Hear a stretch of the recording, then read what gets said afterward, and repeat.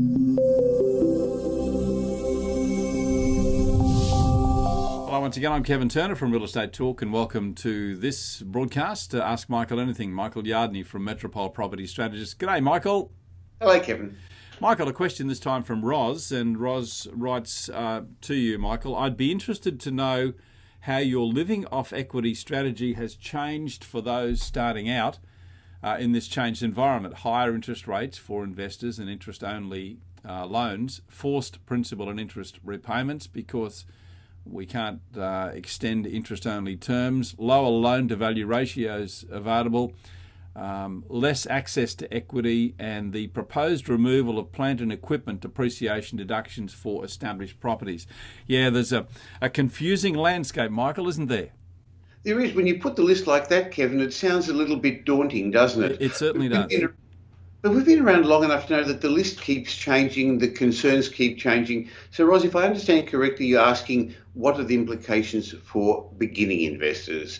And the answer is, I have no idea what it's going to be like in 20, 30, 40 years' time. So I would not be as concerned about all these little changes. I have found that to become a better investor, I take a long-term view and I protect myself from the ups and downs that happen due to interest rate changes, government interference, other interference, and not let them take me off the long-term path because it's too easy to get sidetracked, isn't it, Kevin? Yeah, so easy, Michael. And that's demonstrated in Roz's email, I guess, that, so many complications that you could feel awfully weighed down by all that. Of course you could. So let's go back a step and understand what the living off equity strategy is. To become financially independent out of property, and that's what most of us really are wanting to achieve, you need to have money, you need to have cash flow. One day you're going to need to replace your personal exertion income. So most beginning investors believe they're going to get that by getting rent return. In Australia, as opposed to overseas, residential real estate is actually a lowish yield but high capital growth investment. So therefore, it's really hard to live off the rentals of your property, especially since, as you said a moment ago, Ros, interest rates are reasonably high and loan-to-value ratios are on the lowish side. So for a normal investor, the journey is, first of all, build a big asset base. The next step then is lower your loan-to-value ratios.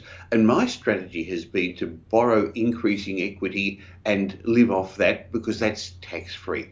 Too long to explain in this particular answer, but it's in all my books and in a lot of the blogs on Property Update and on Real Estate Talk. Having said that, the alternative some people say is, well, no, I don't want to live off equity, I want to live off rents. Doesn't matter. The first thing you've got to do is build your asset base. So forget all those other little diversions at the moment and the distractions at the moment and the confusions. Whatever the end game for you, step one, build a large asset base. And then we'll see what the tax rules are 30, 40, maybe even only 20 years down the track. But it's going to take at least that long for a beginner to build an asset base, isn't it, Kevin? Yeah, I wonder if you and I'll be doing this in 20 years' time, Michael. I wonder what we'll look like on the screen. Goodness gracious me. Well, with all the modern medicine, maybe we'll still be around answering people's questions. That'd be nice, wouldn't it? Yeah, it would be very nice indeed. It's always very enjoyable. And Ros, thank you so much for your question. Michael, thank you for answering it. I'm Kevin Turner, and we'll see you again soon.